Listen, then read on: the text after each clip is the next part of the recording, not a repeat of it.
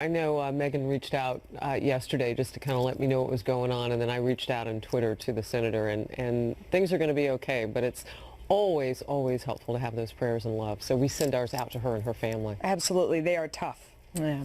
All right. Well, Senate Republicans delaying a vote that was expected this week on their health care bill as Senator McCain recovers. The score expected from the nonpartisan Congressional Budget Office today postponed as well. But Health and Human Services Secretary Tom Price does not seem too bothered by the delay. Do you think they're going to be able to get this done, Dr. Price?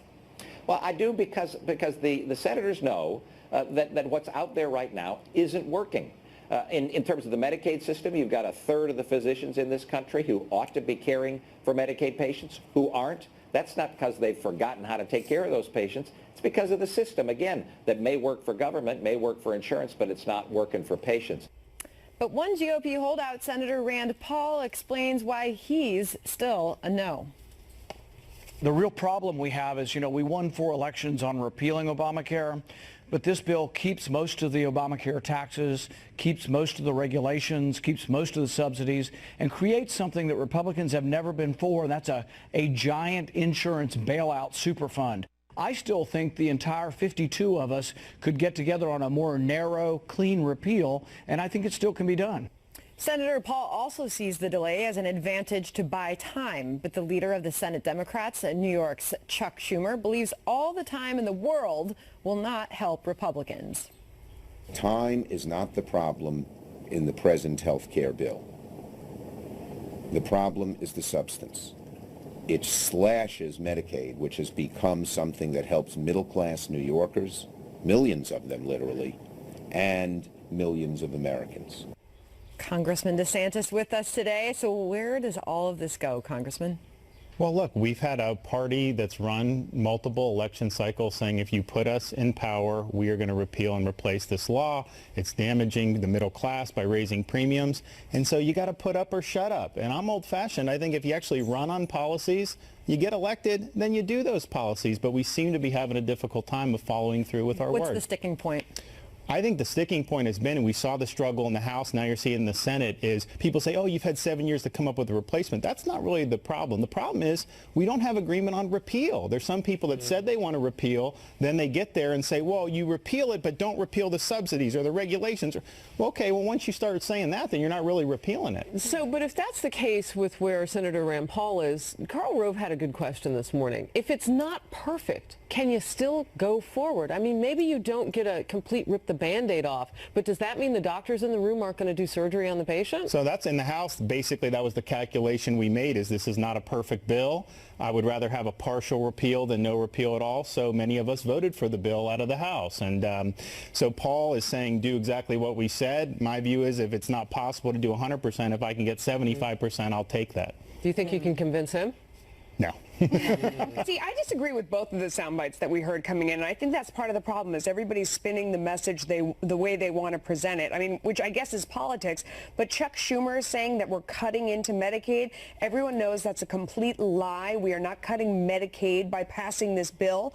All it would do is slow the growth over time, and Rand Paul is wrong. We're not creating a huge super fund for insurance companies. We're trying to figure out a way to pay for the most expensive people who use a ton of health care, who aren't going to pay for it themselves. And if they had no insurance, they would go into the hospital, and then those hospitals would take that as a loss on their taxes, and taxpayers would pay for it. So the bottom line, no matter how painful it is there's a bunch of people out there we all have to pay for, and we have to figure out how to do it efficiently. Well, I think that the issue there, I mean, 2 things. One, on the Medicaid getting slashed. I think even though objectively we're slowing massive growth. Right. Okay, so we are slowing the growth, which does mean that less people will have Medicaid, right? I mean, that's the fact. So they're going to be 15 million. Oh, I completely agree with you. I think we should be means testing all of our entitlements, quite frankly, which doesn't make me popular in my party. But that's where the sticking point is there, because if we do slow the growth of it, we're going to end up with, I think the estimate is 15 million less people who have Medicaid today who won't have it in 10 years. And as to the point about why repeal and replace is so difficult now and why it works so well in elections, Obamacare used to be unpopular. Remember when approval rating was in the 30s, and now it's over 50% because Americans are so concerned about losing their health care because of the GOP. I'll let Congressman respond to that. You've had 7 months of nonstop media shilling for Obamacare. So the CNN is not bringing out people who've been harmed by Obamacare. That's not, so the narrative is different. But I would say Schumer just said that Medicaid's helping middle-class New Yorkers. That's not what Medicaid is supposed to do. It's supposed to help poor kids, elderly, disabled. You start saying it's a middle-class entitlement, it will go bankrupt very quickly. So I say, and it actually ends up hurting the people who really need it. With all due respect, I mean, there are media members, and we well know it, that should stand up and do more. But this does fall in the hands and on the shoulders of all of those in Congress right now. I mean, we have been waiting all these years as an American public to see something better. And, you know, you didn't get any help from an outgoing president who told his party not to help Republicans get to the end game, which was to give us all something better. We knew it was broken. He tried to fix it by executive order more than 24 times. And this bill has in many ways been an orphan because the Democrats, the media don't like it. Conservatives like Rand Paul say, hey, this isn't enough. So you don't have people out making the case for it. And I think that's part of the reason why it's not really been a good public relations. I just realized the congressman wore his cowboy boots today. I love that. Yeah. All right. Get it. All right. I still have on my ankle boot. Moving on. President Trump touting the Senate GOP's health care bill in his weekly address, vowing that the Obamacare nightmare will soon be over. The Senate health care bill stops the Obamacare disaster, expands choice, and drives down costs. So it would be good for the federal government. It'll cost you less money by a lot, and it'll be a much better plan. You can't do better than that. Senator Rand Paul cautioning the president against overselling the GOP plan. I would caution about overselling what's going to happen. I've been involved with healthcare for 20 years as a physician. It was in terrible shape before Obamacare. It got worse under Obamacare. The Republican plan admits that it will continue. They just say, hey, guys, we're going to subsidize it. We're going to dump billions of dollars into the insurance companies and say, please charge less and try to counteract the death spiral. But the Republican plan doesn't fix the death spiral of Obamacare. It simply subsidizes it. Does Rand Paul go too far on that, or you agree with him? I think he's got a point. I mean, if you look at the regulatory structure of Obamacare, it's a perverse system. That's why insurers are fleeing. That's why healthy people are dropping out. So you have to fix the underlying system. And I think both the House and Senate bills, they don't fully fix it. They basically say, well, states can waive out of it and try to create solvent markets. But if you don't have solvent insurance markets, then a lot of the other discussions we have are academic.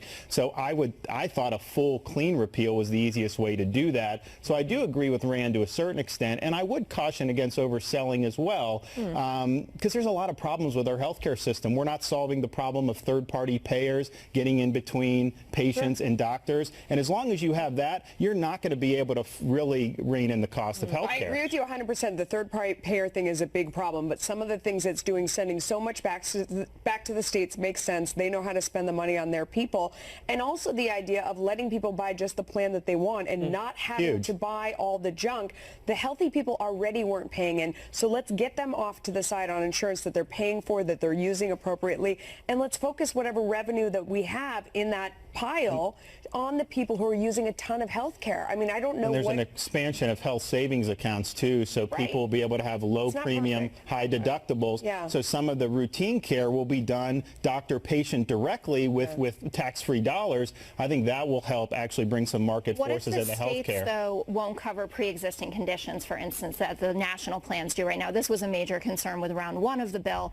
People like Susan Collins, Lisa Murkowski, a lot of the more centrist Republicans saying absolutely not. We can't scale back on pre-existing conditions. I'm also curious as to... I would be shocked if that But the language... Who's going to approve that waiver? Who would approve that waiver? And the truth about where we are, too, and why that matters, and what Melissa's saying, is that we're not at the point where the senators are ready to vote on this bill yet. We're trying to still get to the debate, as I understand it. So that's something that would come up, as I would understand it, as a deal breaker on the floor. But also, if anybody tried to float no pre-existing condition. The way the House bill did it was say, you have to do pre-existing conditions if you do the waiver, but you can do it differently than Obamacare does pre-existing But that does allow for certain states to undercut the mission of full coverage for people who need it. I mean, there are certain states who are going to cover certain things as pre-existing conditions and others that aren't, and I think that that's dangerous. I also would like to add, where is insurance across state lines? I mean, that was a key promise in both the House and the Senate that would be taken up, and it's in neither bill. And you want free markets like that as much as well, they don't. No one likes me. Right. Yeah. I'm confused by that. I'm like least popular Democrat.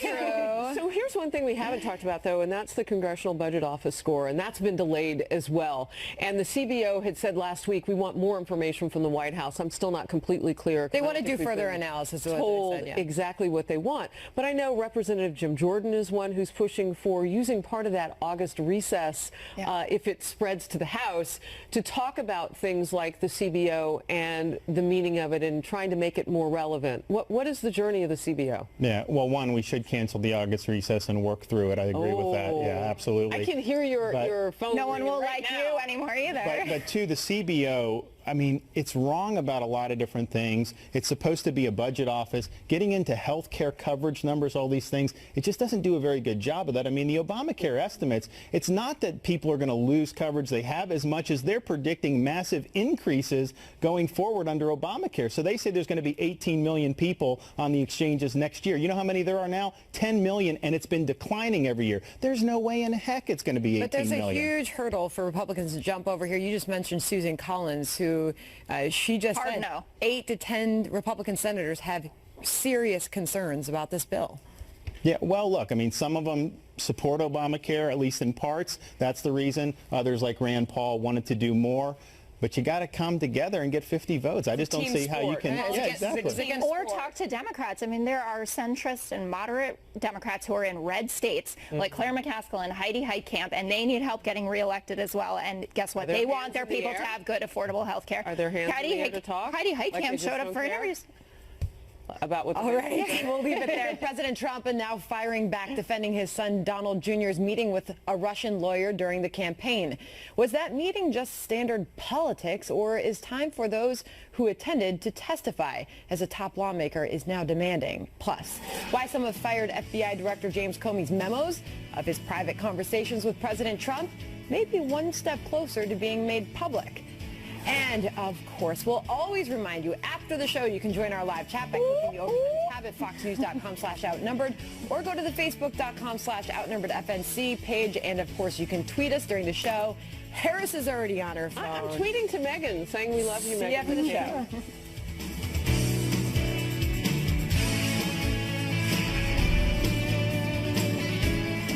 Well, the White House is now stepping up its defense amid the firestorm over Donald Trump Jr. and other Trump campaign advisors meeting with a Russian attorney last June during the 2016 campaign. The president tweeted just today, most politicians would have gone to a meeting like the one Don Jr. attended in order to get info on an opponent. That's politics. And a lawyer for the president says there was nothing unlawful about what took place.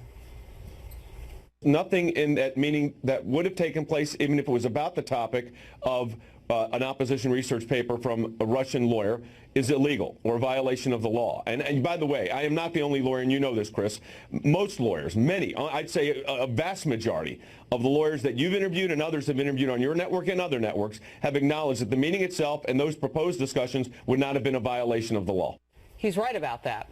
But the top Democrat on the Senate Intelligence, Mark Warner, says Trump Jr.'s emails about that meeting revealed evidence of a Russian government effort to undermine the Clinton campaign, and he wants answers. Very troubling, and obviously moves our whole investigation to another level. I want to hear from everyone in that meeting and get their version of the story, as well as I think we may find out there may have been other meetings as well. We don't know that yet. In another interview, the senator seemed to hedge on whether the meeting shows collusion. I've learned that there is a wide breadth between what is called in the espionage business a useful idiot and full-fledged collusion. Where all these conversations fall, that will be something we'll try to reach some conclusions on. It's like we've been saying, evidence is the problem for Democrats. It's just an itchy subject for them. Alan Dershowitz, we all know that name, right? Okay, very famous Democrat attorney, was on with Judge Jeanine over the weekend, and he was talking about how Democrats are unconstitutional in their argument against Donald Trump Jr. Full-throated, this was not illegal what he did, and this would be like equating information to money in terms of the exchange of valuable things, and he said, you don't do that. Words don't get that. And he is a staunch liberal. Your thoughts? Well, as a former prosecutor, there's no crime taking that meeting. There's just not. And even when talking about collusion, you look in the federal statutes, the only time collusion is an offense is in antitrust. If you look for a federal criminal collusion offense for what they have to prove is a conspiracy, which means there needs to be an underlying crime. And simply taking a meeting is certainly not a criminal offense. And the Democrats are so up in arms about this, as if the Clintons would not have taken that meeting. The Democrats, they're shocked that there's gambling going on in this casino. Well, we'll talk more about the Clintons a little bit later, because we can talk about the money versus the words in that instance, and actual valuable things being exchanged. But, real quickly before we move on, I want to press in with you on one point.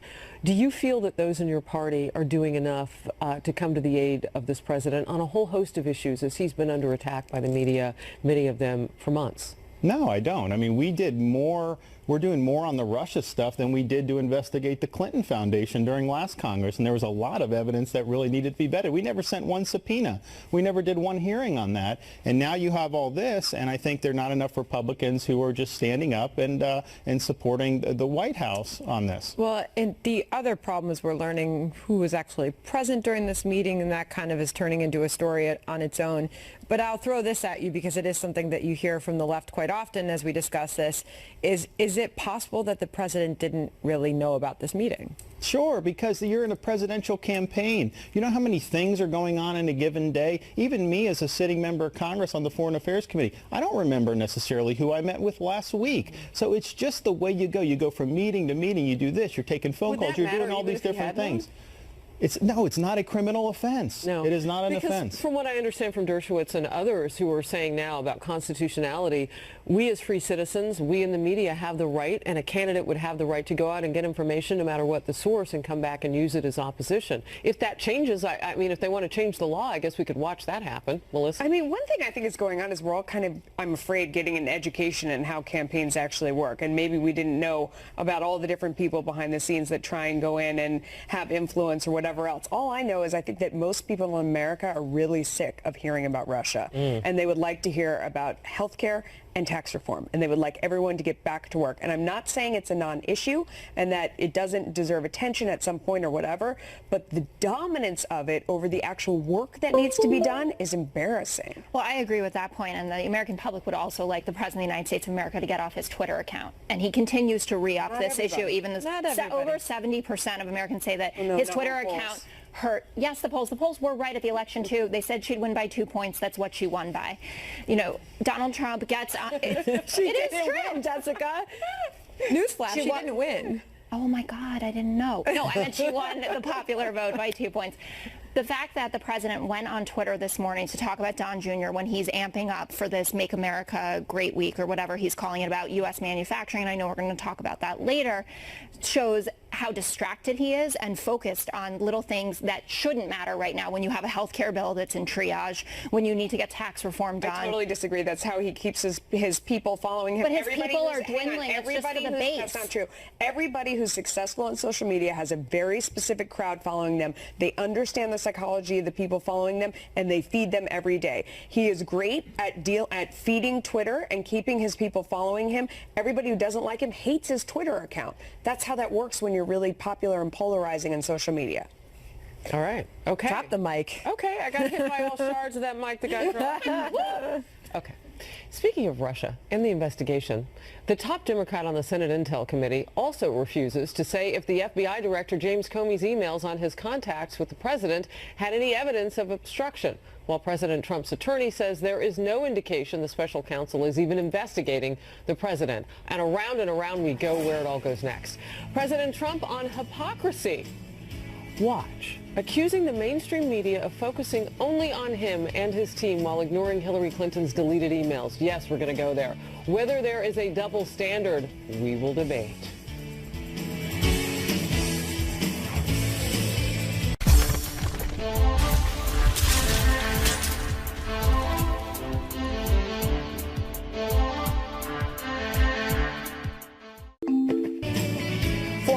FBI Director James Comey staying in the spotlight as the top Democrat on the Senate Intelligence Committee says his memos about conversations with President Trump should be made public, or at least as many of them as possible. Listen.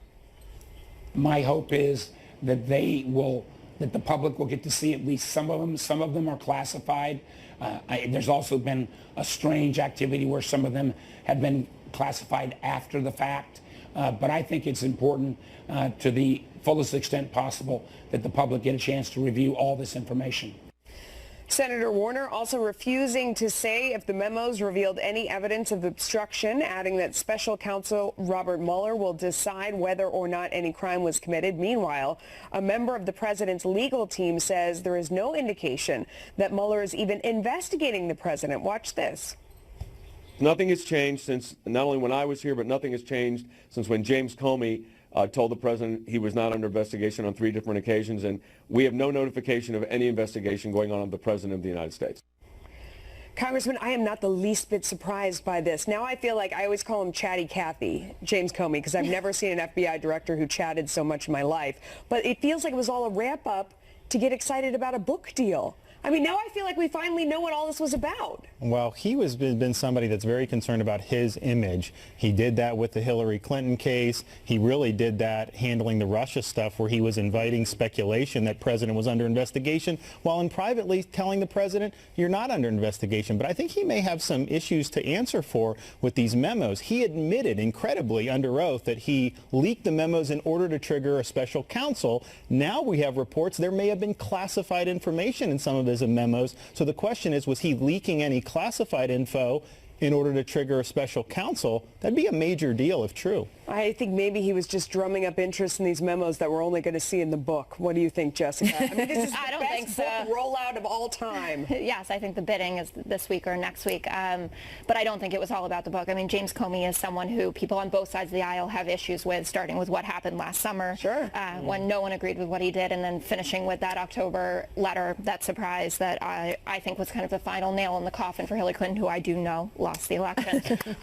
But what I would say is that I think that Bob Mueller, who has gotten praise from people, Republicans and Democrats, is out there and he's doing his job, and he's doing it quietly and to the point. I think that there is quietly. Yes, that's different. No, I know that's different from James Comey. It is a little different. I mean, James Comey, until about a year ago, no one knew about him. He just only got loud the last year, and I think that he does have a lot to atone for in terms of what he's done on both sides there.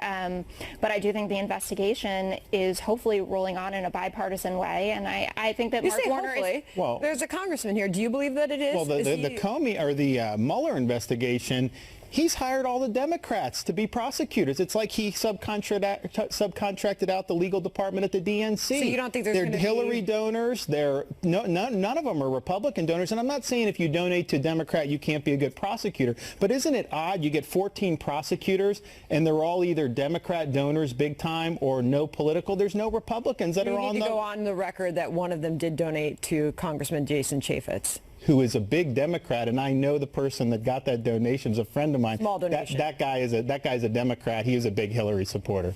Wow. I did have a Chatty Cathy doll growing up. Yes. Pulled her hair. Did you have one of those?